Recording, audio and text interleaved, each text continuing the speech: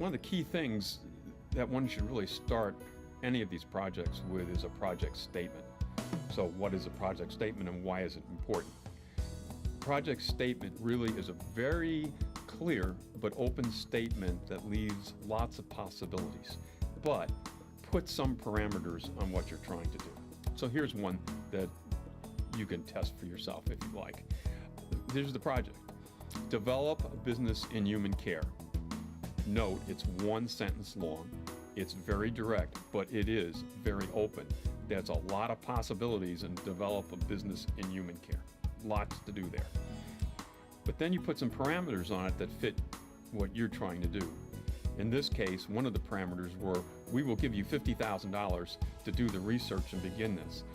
2, we'd like to have this idea available to be implemented within 6 months. And 3, we would like to have this business up and running within a year with cash flow. And of course, they were willing to put more financing in at that point. But the $50,000 was to just develop the idea and move it forward. But that gives you an idea of what is a project statement.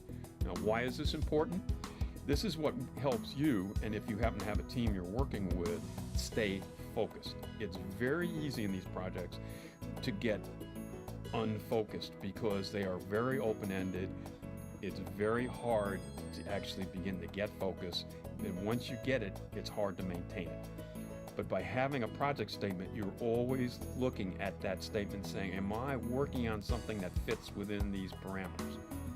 To make this work, I have to stay within these parameters. So therefore, this is a really key, and it's key actually from the beginning of the project till you go to write your business plan.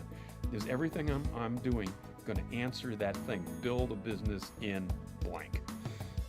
I've been asked about the project statement. Is this like a mission statement? The answer is no, it's not like a mission statement at all. This is sort of the core of your being, in a sense.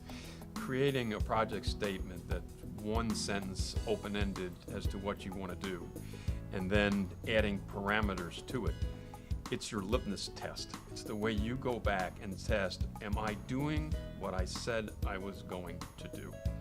So in a way, this is your creativity statement. I want to create something, and here's the parameters that I'm going to create it under.